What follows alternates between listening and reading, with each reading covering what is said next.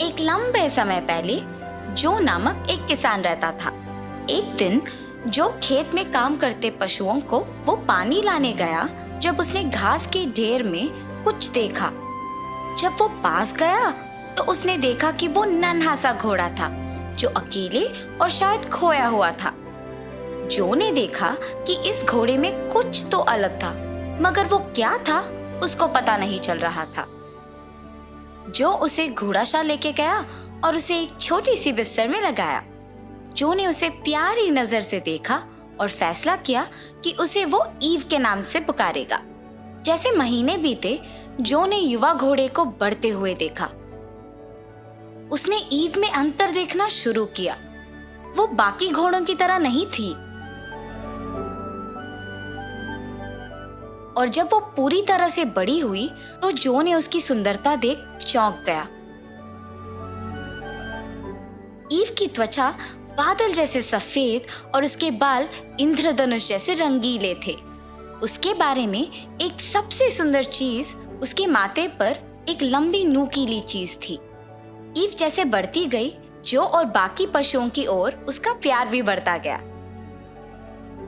काम के एक लंबे दिन बाद ईव घोड़ाशाल में चली गई और उसने देखा कि चारों ओर घोड़ों के साथ कुछ गलत था। वे बेचैन थे और असहज थे। मगर ईव ज्यादा नहीं सोची और अपने स्थान में जाके सो गई। बहुत देर बाद नहीं, ईव सुबह सुबह एक भयानक आवाज सुन के जाग उठी। उसने देखा कि सारे घोड़े अपने स्टैलों से बाहर आए और खेत से बाहर भाग रहे थे। उसने घोड़ों की गति को पकड़ने की कोशिश की थी, ये पूछने के लिए कि वो सब कहाँ जा रहे थे और क्या कर रहे थे, लेकिन किसी ने भी उसे जवाब नहीं दिया और बस आगे देख के भागते गए। वो ये देख चौंक गई कि वो सब कुछ कह रहे थे। थोड़ी देर बाद उसे समझ आया कि वो सब ग्रेचन सबसे महान है, ग्रेचन सबसे महान है का जाप कर रहे थे। उसे इसका कारण नहीं पता चला और उसे समझ आया कि वो सब ईव को सुन भी नहीं पा रहे थे। ईव ने ये भी देखा कि वे सब एक ही दिशा में भाग रहे थे। अचानक वे सब एक हरी घास और डैफोडिल्स तैरते हुए एक जगह पे आ पहुंचे, जहां ईव ने एक युवा लड़की को कालीन पे बैठे एक अजीब दिखने वाले बक्से को पकड़े हुए देखा था। उस बक्से के शीर्ष पर एक छेद था। बक्से से संगीत बाहर आ रहा था और ईव को समझ आया कि वे सब एक जादुई मंत्र के ताहत में थे और उस संगीत की दिशा की ओर जा रहे थे। ईव उलझी हुई थी क्योंकि उसको समझ में नहीं आया कि वो क्यों इस जादुई मंत्र के ताहत में नहीं आई थी। तब उसे समझ आया कि वो बाकियों से अलग थी। पास में उसे पानी का एक छोटा तालाब दिखा और उसमें उसने अपने आप को देखा, और तब उसे अपने आप का अंतर दिखा। उसने अपनी सफेद त्वचा और माथे पे लंबी नुकीली चीज देखी।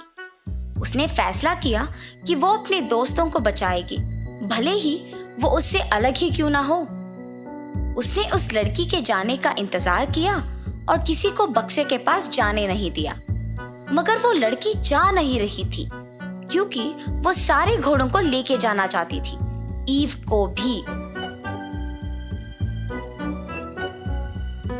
ईव धीरे से उस लड़की की ओर बढ़ी और अपनी लंबी नुकीली चीज से लड़की के हाथ में बक्से को ठोक दिया। बक्सा नीचे गिर गया। तब ईव ने देखा कि वो बक्से का आकार घोड़े के खुर की तरह थी, लेकिन कोई भी अन्य घोड़ा नहीं। उसका आकार बिल्कुल ईव के नुकीली के जैसा था। इसलिए उसने अपना पैर उठाया और अपना खुर उस बक्से में डाला और अचानक वो संगीत बंद हो गया। बाकी के घोड़े होश में आए और ये देख दंग रह गए कि वो सब वहां कैसे पहुंचे। लड़की बक्से की ओर भागी वापस संगीत बजाने के लिए, मगर तब तक देर हो चुका था। सारे घोड़े तेजी से अपने घोड़ाशाल की ओर भागते रहे। ईव के साथ ईव भागते हुए मुड़ के देखी और मुस्काई। वो अलग जरूर थी, मगर उसने अपने दोस्तों को बचा के अच्छा काम किया था।